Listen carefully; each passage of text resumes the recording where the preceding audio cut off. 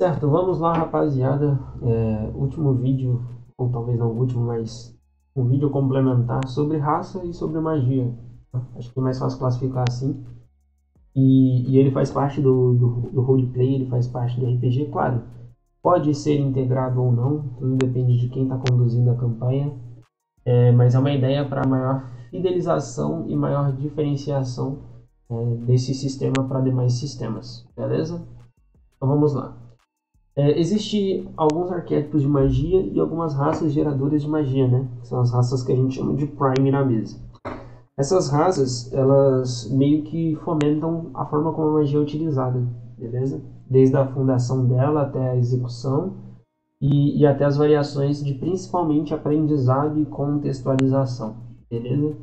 Talvez esteja sendo meio chato, mas é mais ou menos isso.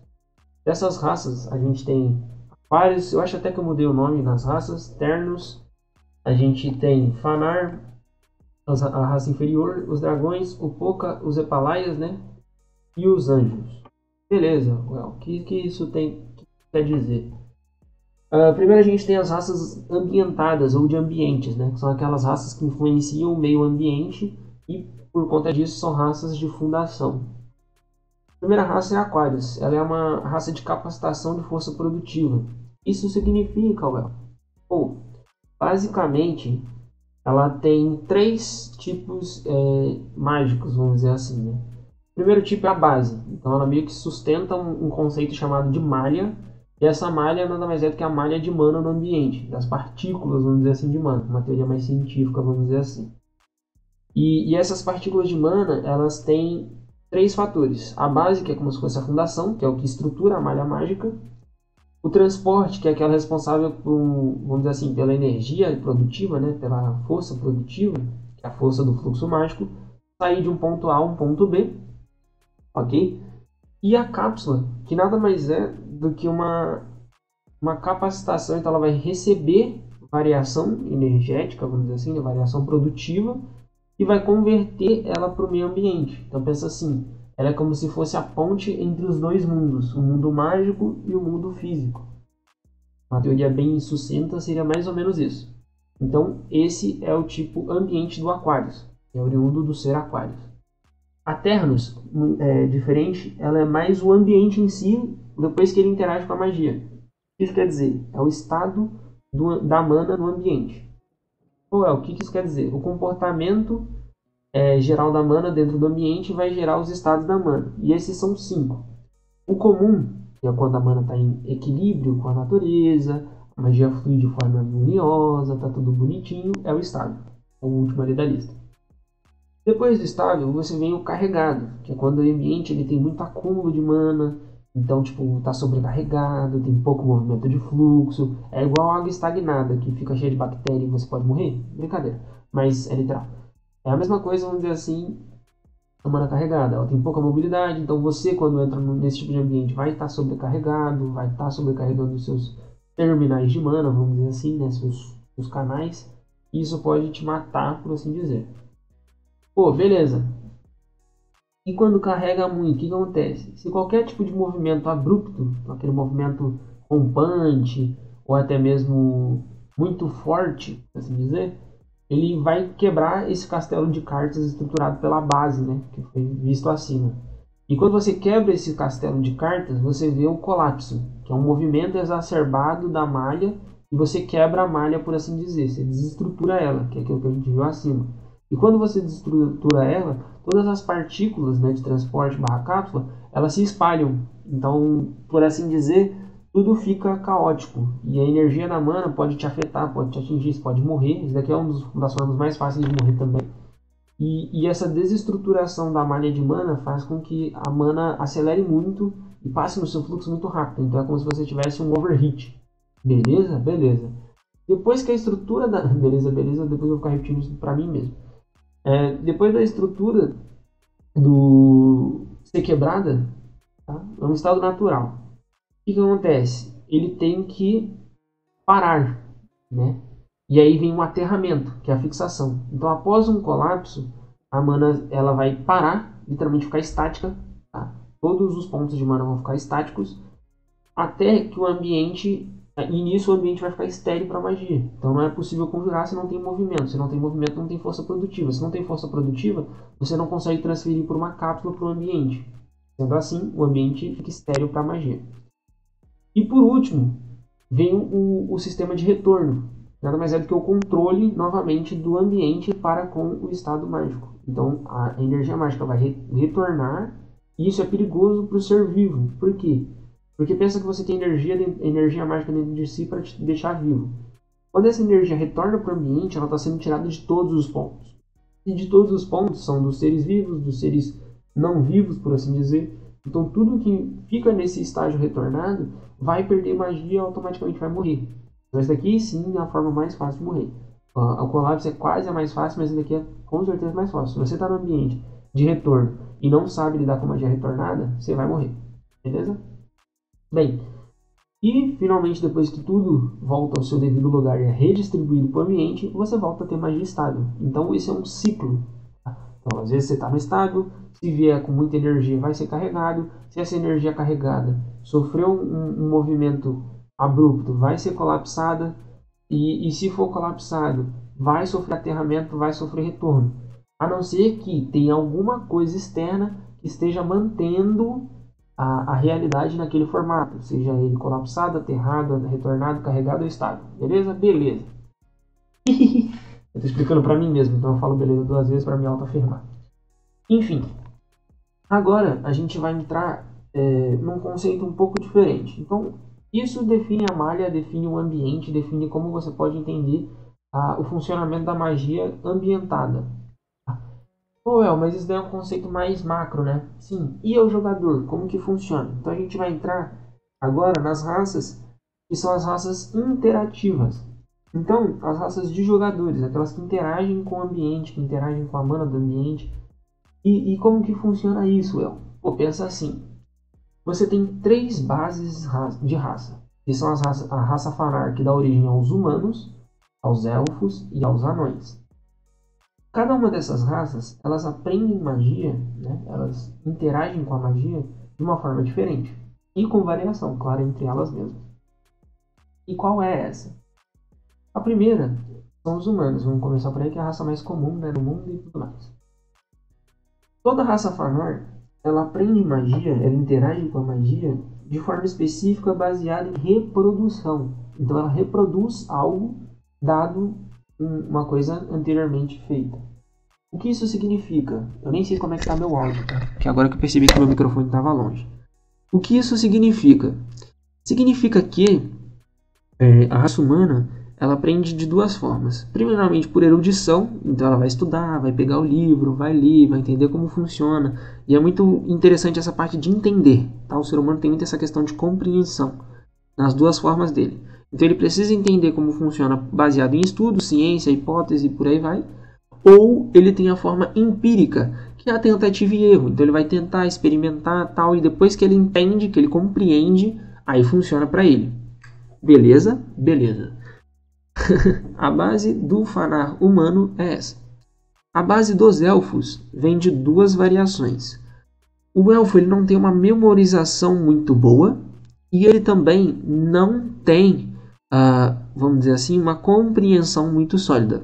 Que é o ponto forte do humano e o ponto forte do anão. O anão memoriza as coisas, ele até se vincula a elas, e o humano ele entende as coisas. O elfo ele é muito mais reflexo. Então assim, ele vê e ele reproduz instantaneamente. Certo? Então ele tem um grau de processamento cognitivo muito alto. Isso faz com que ele não entenda direito, ele só reproduz. Ok? E assim, as magias dele ele consegue reproduzir por reflexo, então ele viu e copia, vamos dizer assim, né, reproduz. Só que por não ter entendimento, ele tem dificuldade de variação. E por isso que existe uma coisa chamada masterização nos elfos, que é a segunda forma que ele aprende magia. Que é uma repetição exacerbada, então ele repete muito até a magia se tornar automática. Então se torna um reflexo de masterização. Então, pô, reflexo é masterização? Não, porque a masterização, ele ainda não entende o que ele está fazendo. Ele só vai repetir tantas vezes que aquilo vai se tornar parte dele, por assim dizer. Então, uma repetição exaustiva e ele tem que manter essa masterização regular. Então ele sempre tem que estar fazendo essa magia, sempre tem que estar conjurando ela, sempre tem que estar ali para ela se tornar uma coisa automática. Se ele para de fazer durante um longo período de tempo, é capaz de ele perder a magia. Beleza? Beleza. Eu tenho que parar com isso.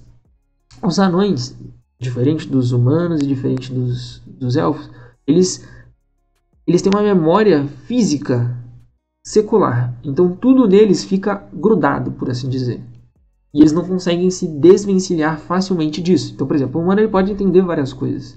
O elfo pode copiar várias coisas.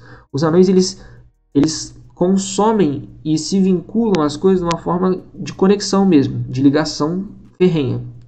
O que isso quer dizer? Então eles têm duas formas. O vínculo, que é aquela questão de você estar num ambiente rico em magia, de você estar num ambiente que te propicia tal tipo de energia, e você se vincula, você cria um laço, né? Então você está diretamente conectado àquilo.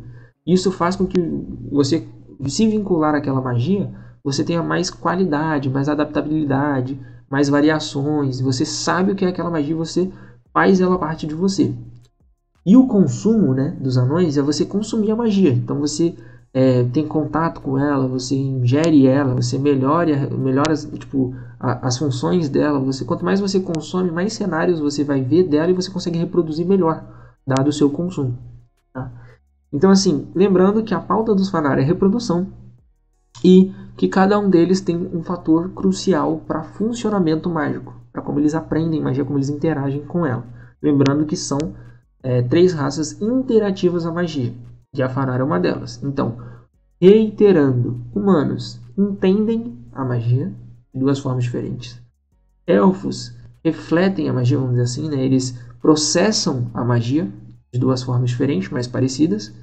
E os anões, eles consomem, eles se vinculam, eles têm uma conexão, um laço para reproduzir a magia. E, caso contrário, eles não conseguem, por assim dizer. Mas a gente já vai falar sobre isso. Pulando aqui um pouco, a gente vai para essas 2 outras raças que são as outras interativas. Os selvagens, eles têm o instinto e o morfológico. Por quê? Os Pocas, eles interagem com a magia se adaptando a ela. Ok? Então, diferente dos humanos que reproduzem, então vamos dizer assim, um Ctrl+C, Ctrl+V, esses daqui eles vão se ajustando, vão se adequando e vão se adaptando a ela. Beleza? Os selvagens, eles têm 2 formas. A instintiva, que é uma coisa inconsciente, automática, então eles estão ali por instinto, eles vão lá e pum, peguei essa magia entre aspas.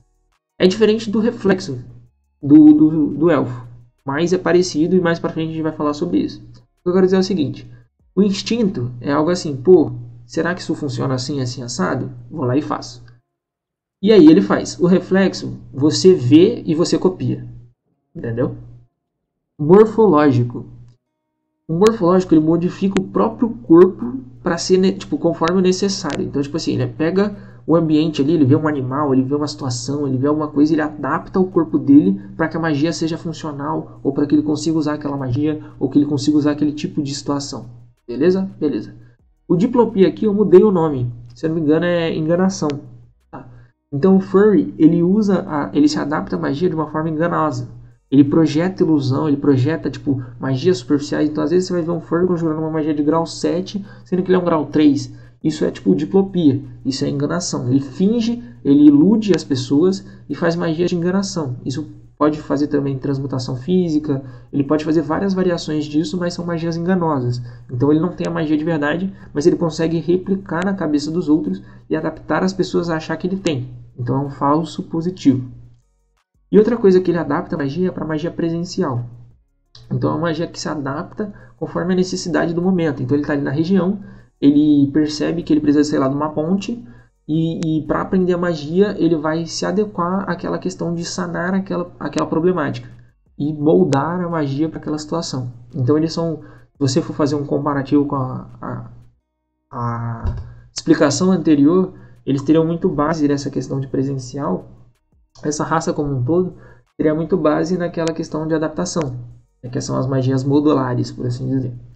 E aí você já vai fazendo uma conexão, uma interação de tipo raça com, vamos dizer assim, estilo de quebra de magia, com formato e por aí vai. Beleza? Tranquilo. Dito isso, a gente segue para as raças dos Hepalaias. Pô, essas raças dos Hepalaias têm essa lista gigantesca, e isso de certa forma é vacilo meu. Tá?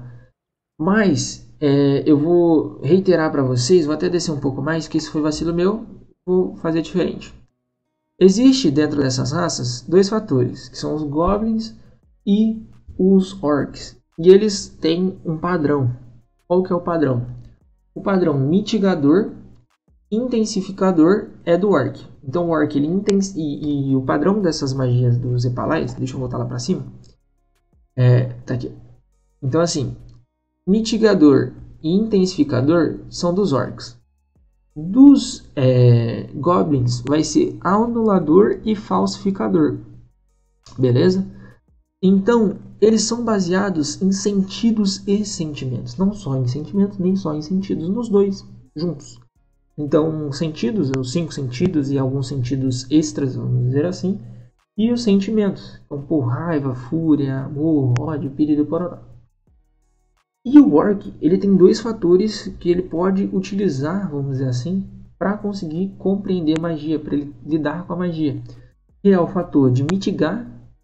Então, assim, ele consegue mitigar sentidos mágicos, ele consegue mitigar os sentimentos mágicos. Tá? Então, ele entende magia por meio de sentimento mitigatório ou intensificar. Então, às vezes, ele se sente eufórico quando ele está conjurando uma magia de fogo. Então, magia de fogo são temas eufóricos para ele. E aí, quando ele pega essa questão, ele intensifica. E além de intensificar, ele consegue estimular essa sensação dentro do corpo dele para uma memória emocional maior. Tá? Então, ele percebe fogo mais fácil, ele vai entender essa questão e ele vai mitigar essa questão em outros. Então, às vezes, ele vai estar conjurando uma magia de fogo e ele consegue mitigar isso no adversário. Então, a percepção e a emoção dele com relação a isso. Beleza? Já o Goblin, ele tem uma questão de apagar e falsificar essas percepções. Então, o falsificação é um pouco parecido com a enganação, né, da adaptação do Poca, só que ele vem ali com um tema mais emocional e sentido. Então, tipo, ele literalmente faz você ficar cego para algumas magias e ele mesmo se cega para algumas formas para contrair essas magias. Então ele tem essa interação de anulação e falsificação. Então, ele pode apagar ou criar falsas percepções e emoções dada a construção mágica dele. Beleza? Isso é da raça propriamente dita e da forma como eles constroem magia para si. Então como eles contraem magia. Pô, mas isso faz sentido? Faz. Por quê? Se você consegue anular os sentidos, às vezes, por exemplo, uma magia de vento, você tem que ter uma sensação diferente, é mais interpretativo, vamos dizer assim, né? Dentro dos Hepalaias. É uma questão mais de roleplay. Esses temas deles, de você saber, pô, se eu me abster, se eu me tirar, eu consigo fazer isso, isso e aquilo. Beleza? Pô, dito isso das interativas. Pô, as interativas vão ser as raças mais comuns de serem jogadas. Vão ter base também para as raças superiores de grau mais alto. E não há um problema claro, nítido nisso. Tá? Ué, o que você quer dizer com isso? Pô, definimos as interativas. Aquela tabela que eu mostrei anteriormente é uma tabela de conectividade. O que isso quer dizer? Pô, eu não quero aprender magia e eu não sei interpretar. Sou um jogador novato. Pô, eu não sei lá, anular e o instinto anular, tipo, minha memória emocional, quando eu anulo meu corpo, aí eu consigo, tipo, sentir o vento e sentindo o vento, aí eu consigo conjurar. Pô, não faz sentido pra mim. Tá ligado? Não consigo interpretar isso. Aí que vem essa tabelinha aqui de, entre aspas, ligação de conectividade de poderes / aprendizagem. Que essa interação ela vai entrar tanto na exec da magia, quanto na forma como você consome ela, como você aprende ela. De forma interpretativa. Então, pô, quando você parar para pensar nessa tabela, se eu sou um Goblin, eu tenho uma conexão forte, então um potencializador de forma de aprendizado e de forma de execução, né? E a minha forma de vínculo forte vai ser com erudição, que é estudar, que é a parada do humano lá de entender a magia. Vai ser com a parte do anão também, de memorização, de tornar ela minha, entendeu? Aí, isso daqui, as ligações fortes, elas têm um potencial de 120%. Então, assim, ela é até a mais do que o básico. Então, por exemplo, se eu tenho isso daqui, se eu estiver fazendo a anulação, vai ser 120%. Se eu tiver a base de anulação e for para erudição empírico e vínculo consumo, vai ser a mesma coisa se eu estivesse aprendendo anulando. Se eu for para esses outros aqui, é 100%. E se eu for para esses daqui, né, que é a tabela das fracas, ligações fracas, eu vou provavelmente ter 40% ou menos de chance de aprender aquela magia nesse formato. Então, por exemplo, se eu sou um selvagem e eu tenho a base de instinto, né? Pô, então eu só ligo com uma coisa A com B, acho que é isso e tento, vamos dizer assim, né? E aí eu acho que funciona. Pô, isso é instinto. E se eu sou um Goblin e tento ensinar você assim, você provavelmente não vai conseguir aprender e você provavelmente não vai conseguir aplicar, por instinto, as magias, beleza? Então é isso que essa tabela aqui vai mostrar. Pausa pro print, né? Deixa eu ver se dá pra... Não dá pra reduzir. Então eu vou colocar primeiro assim, para quem quiser printar, e depois assim, para quem quiser printar, beleza? Pausa o vídeo aí nesse time, e essa é a tabela dos interativos. Lembrando que, o que significa essa questão, El? Pô, o que é isso? É literalmente a interação, como você interage com a magia. Seja aprendendo, seja executando, tá? Então você pode incluir interatividade posterior à conjuração. Então você pode fazer como se fosse um after gatilho, e complementar isso nas teorias mágicas lá que a gente já falou, dentro da imaginação, dentro do formato e dentro das ligações, por conta de como você enxerga o mundo. Então, sua parte mental, barra material, barra alma, beleza? Isso é interpretação de raça. Ou eu como mestre, eu posso tirar esse fator? Você pode tirar esse fator, entendeu? Não vai afetar em nada. Por quê? Porque se você não quer fazer uma mesa pautada, né, vamos dizer assim, no que é a teoria padrão do universo, tudo bem, é seu ajuste, é sua modulação, dado que a gente tem. Mas a mesa original, default, vai ter esses padrões aqui. Vai ser a mesa, tipo assim, raiz, né? E aí você vai ter que ter interpretação e tudo mais. Até falei bugado. Bem, vamos lá. Tranquilo. Entendi as interativas, entendi as ambientadas. O que está faltando? Mas como é que eu pego e faço uma fireball? Como que eu uso fogo? Como que eu, sei lá, quero virar um necromante? Como que eu faço isso? Ah, uma pequena padawan. Você vai interagir com o que, né? Se não tem nada para interagir. Aí é que vem a graça. A única raça influente, né? A raça que vai influenciar todas as demais, e a raça que eu gosto muito, né? Eu diria Dungeons and Dragons, são os dragões, que é a fonte de energia base do mundo. É uma raça que não só fica para si, mas também influencia todos os demais ao seu derredor. E bem, tem uma questão de lore, tem uma questão de história, tem tudo isso. E basicamente tem uma questão de influência por região. Então também entra também numa questão interpretativa, né? Que cada dragão reside num certo espaço físico. Então dentro daquela questão de você estar em um lugar do mundo, dentro do RPG, você vai ser influenciado mais por um tipo de energia do que de outro. Mas você pode, claro, você mestre, fazer uma campanha sem se importar com essa parte geográfica. Beleza? Estamos falando aqui de raiz, estamos falando de modular. Então na parte raiz, você teria que lidar com a região e com a energia da região. E essas energias, elas são baseadas na cor dos dragões, né? Vão ter naquela região em maioria, em suma maioria. O que isso quer dizer? Você tem a cor preta, vermelha, amarela, verde, marrom, rosa, roxo, azul e branco. E cada uma delas traz um tipo de energia que você pode interagir, né? Daquelas outras 3 bases de raça, seja reproduzindo, seja se adaptando, ou seja, sentindo ou tendo sentimento sobre aquele tipo de energia. As energias são alquímica, caótica, áurica, elemental, necromante, força, sacerdotal, psíquica e auricular. Tá? O que isso quer dizer? A energia alquímica, que é de cor preta, ela vai ser sobre desenvolvimento, engenhosidade e transformação. Então, se eu quero fazer um construto, se eu quero fazer um item que vai ser minha magia, se eu quero ser um cara que conjura armas, se eu quero ser um cara que conjura robôs, se eu quero ser um cara que interage com, sei lá, bonecas, eu quero ter o seu cancro, por exemplo.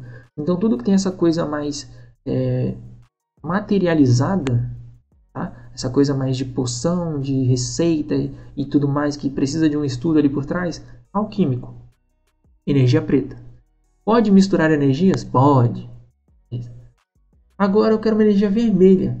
É o que? É mais a parada do... Mano, acabei de pensar, eu quero influenciar os outros, eu quero fazer o caos, entendeu? Então o vermelho é o caótico. Eu gosto de tocar o terror, eu gosto do caos, eu gosto de coisas anormais, coisas diferentes. Minha magia é extremamente caótica, então eu quero pegar um fogo e tocar fogo sem pensar em nada. Então eu misturo elemental com caótico, exemplo. Mas a caótica, na grande maior parte dos casos, é a desordem. Tá? É uma influência natural de desordem. A energia caótica. Bem, seguindo, amarela. Amarela ela é uma questão áurica, né? É uma questão de aura, por assim dizer. Então você sobrepuja a energia, né, por assim dizer. Você conecta ela, pode ser comunicação, pode ser teleporte e por aí vai. E tem a questão estratégica, né, na parte mental ali. Então você tem que elaborar bem as coisas, você tem que saber como vai utilizar, porque é uma questão de abundância, né, e por aí vai. Uma questão de sobreposição e você conecta certas situações. Então, por exemplo, teleporte vai ser baseado em energia áurica no seu fundamento. Conexão mental, né, que muita gente faz, eu quero me conectar mentalmente, quero falar dentro da cabeça do outro. Então, áurica. Eu quero fazer, sei lá, eu quero me teleportar, áurica, beleza? A verde. A verde é a mais comum, né? De todos os RPGs, se pá, deve ser a mais comum de todas, que é aquela questão de energia elemental. Então, elementos naturais, sabedoria. Então, fogo, água, pedra, raios, sangue, fogo e sei lá o que, som, tudo que é elemento natural vai estar aqui. Ponto. E sabedoria. Uma das mais abundantes do mundo também, e por aí vai. Marrom. Marrom é necromante. Mas por que a necromante não é preto? Porque eu não quis. Beleza? Ponto. Talvez eu troque depois no futuro, mas por enquanto eu não quero. E tem a ver com sombras, maldição, morte, tudo que envolve aqui aquele pós-vida, aquela questão mais pesada e tal. Energia necromante. A rosa vem de força. Meio estranho, mas eu quis. Basicamente, energia de força é aquela questão de soberania, autoridade, violência. Então, se você quer impor as coisas, se você quer ser ditatorial, se você quer ser doutrinador, por aí vai, se você quer fazer domínio, se você quer estender uma região e controlar tudo que tem ali dentro, então, expansão de domínio, rosa, energia de força, soberania, autoridade, tudo que está dentro daquilo ali é meu, entendeu? Eu controlo com todas as minhas forças. E até você pode fazer um comparativo lá na questão de... Até esqueci da conceituação mágica lá que tinha a quebra, né, de mana, que era mais ou menos assim. Eu não lembro qual que é o nome agora. Tudo bem? Roxo. Roxo é um parafrase, né, um completo oposto, mas ao mesmo tempo interessante, porque bênção, revolta e diligência. Diligência nada mais é do que aquela questão de se doar em prol de algo sem ceder. Cura, né, buffs, suporte, né, em geral. Mas e essa revolta ali? Essa revolta é o estado emocional, é um estado de conexão. Então, para quem joga de paladino no D&D, sacerdotal é sólido. Entendeu? É você saber que pela lei da ordem eu vou sentar o cacete em você. Então isso pode ser revolta, pode ser diligência e esse poder sacerdotal aí envolvido. Energia psíquica, etéreo, equilíbrio, então é aquela parada mais mental, mais controle da mente, mais questão de alma, mas você conseguir manter o equilíbrio das coisas, uma questão psíquica mais etérea, mais outro plano, vamos dizer assim, né? O pessoal gosta de falar. E por último, mas não menos importante, a oracular. Então, prever o futuro, prever movimentos futuros, prever o passado, prever possibilidades, né? Então, conhecer certas coisas, você saber o que a outra pessoa pode fazer, quanto tempo de vida ela tem, como diria Death Note, por aí vai. Então, várias citações dá para ser citadas aqui dentro da energia oracular. Aquela questão de previsão, a questão de saber algo que talvez não deveria ser sabido. Então, sistema lá do solo leveling. Vai estar em magia oracular, eu vejo as pessoas, vejo os status dela. Isso é meio pitoresco, eu vejo as magias dela. Então, entra em energia oracular. Claro que tem graus de nível de força e por aí vai. Passamos pelas 9 energias. E todas essas vão provavelmente englobar a grande maior parte das magias se conectadas com outros fatores de interação, outros fatores, como a gente já falou, de quebra de magia, né, de troca. E atribuição também. beleza? E aí você faz as conexões. Eu quero ligar energia tal com energia tal, elas se ligam, elas são contrárias. Então, pô, se eu quiser ligar uma energia sacerdotal com uma energia necromante, dá? Até dá. Qual que vai ser o resultado disso? Cabe ao mestre, ao jogador, fazer uma nuance ali, seja no raiz, seja no modular, né? Se você pegar o sistema e quiser mudar algumas coisas. Beleza? Beleza. Eu não parei com isso. Tranquilo. Pô, parece muito completinho. Já dá pra jogar legal, né? Já dá pra jogar legal. Só que aí eu coloquei mais 2 tipos, que eu acho que são tipos pertinentes e que, já que meu universo, eu quero que seja um universo mágico bem completinho, que consiga alcançar quase todos os tipos de mesa e todos os tipos de utilização possível. Existem 2 tipos complementares, tá? E esses 2 tipos complementares na raiz fazem muita importância para a lore e fazem muita importância para o jogo em si. O primeiro deles é o inferior. O inferior, ele nullifica a magia. São seres que nasceram com grau 0, então eles não podem interagir com a magia. Assim, interagir que eu digo de utilizar. Mas, ao mesmo tempo, eles podem paralisar e reverter a magia. Então, se eu não vou usar, você também não vai.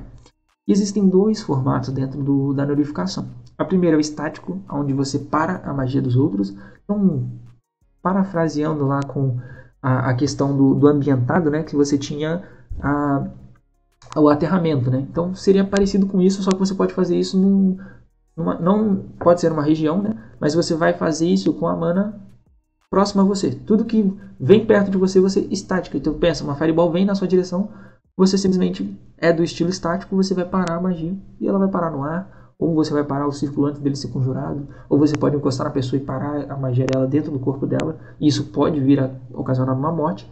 E o segundo estático é o reverso, que é parecido também com o estado do ambiente reverso. Então você pode puxar a mana do ambiente para si, absorvendo a energia de terceiros, e tipo assim, não é que você vai utilizar essa mana, entrou dentro do seu corpo, ela simplesmente é redistribuída e vai, entre aspas, vamos dizer assim, para o ambiente, para onde você quiser. Então você pode pegar esse estilo de nullificação de magia e, por exemplo, eu tiro de um ser super poderoso e transporto para um ser que eu quero que utilize a magia. Então eu posso meio que fazer essa reversão e redistribuir essa magia de certa forma. Claro que você não vai poder usar. Então esse tipo de magia do inferior é chamado de magia isolante. Essa interação, essa lógica, vamos dizer assim, é a interação isolante. E ele é grau 0, ele não consome magia, não usa magia, não tem magia dentro de si, por assim dizer, né? Tipo, a magia, quando está dentro dele, ou ela vai ser redistribuída ou ela vai ficar parada. Então ele é um poço morto de magia. E essa pra lore, e até, tipo, eles têm um potencial, né? A magia quando entra para dentro deles, ela fica estática. E esse acúmulo de magia estática potencializa o fator físico deles. Tá? Então, esses seres aqui, eles vão ser extremamente físicos, né? Extremamente combativos, vamos dizer assim, na parte física. Então eles vão ser super-humanos, por assim dizer. E por último, mais ou menos importante, o que faz o mundo girar na questão da lore raiz são esses daqui, os geradores da magia. Eles não criaram a magia, tá? A magia é uma entidade, por assim dizer, a mana propriamente dita. Mas esses seres, eles sabem gerar magia, tá? Eles não criam a magia, eles geram magia e suas variações. Então eles pegam a magia e fazem elas evoluírem, elas se combinarem, eles regulam ela, né? Tipo, pô, isso daqui tá indo muito para mais, né? Então dá uma segurada, vamos regular a energia nessa região. Eles controlam a magia. Então, pô, eu quero que ela venha para cá, eu quero que ela vá para lá, eu quero que esse ser use esse tipo de magia, eu quero que aquele ser use esse tipo de magia, eu quero que elas se combinem assim. Eles fazem coisas únicas. Pô, eu acho que o mundo tá muito parado. Então eu acho que aquela magia ali vai ser única. Vamos ver. Ó, estão criando algo único ali. Vamos dar um potencial para ele. Vamos melhorar isso em termos de valor. Beleza? Então vocês já vão pensando aí nas conectividades em termos de lore também, né? Os inovadores. Então, pô, qual que é a diferença de evolução? Evolução, você vai passando step by step. Inovação, você cria algo novo. Então, inovei. Tipo, era, sei lá, isso daqui era desse jeito, agora é desse jeito. Beleza? Inovação. E vem, claro, com uma resistência. Tem um problema ali, a gente inova para melhorar. Exploração. Então eles pegam ali e fazem ciência, né? Exploração nada mais é do que ciência. Campos nunca antes vistos vão ser explorados. Beleza? Pô, Eu acho que essa é a contextualização raça-magia. Claro, como eu falei, muitas das coisas aqui podem ser modulares, então eu não quero usar isso. Eu quero que todo mundo seja livre, ou eu quero usar só aquilo, ou só aquilo. É questão modular. Na mesa raiz, então, pô, eu quero jogar a mesa default, raiz, interpretativa, já sou macaco velho, já quero, pô, aplicar todos esses conceitos. Aí basicamente tudo, né? Não tem muito o que dizer sobre isso. A forma como você aprende, como você utiliza magia sendo interativo, como funciona o ambiente mágico e como que eu posso brincar com isso em graus mais altos ou graus mais baixos, tanto faz para mim, tipo, para mim como criador do sistema, né, tanto faz para mim. A parada de, tipo, eu quero quebrar o mundo sendo grau 1. Quebra o mundo sendo grau 1. Vai matar todos os seus jogadores? Tudo bem. Eu quero usar energia, eu quero criar tipo um sistema onde energia tal não conecta com tal. Beleza, tá ligado? Ou quero conectar, tipo, todas se conectam livremente, assim como as interativas se conectam livremente. Beleza também. Eu acho que tem essa liberdade e essa abertura dentro do sistema.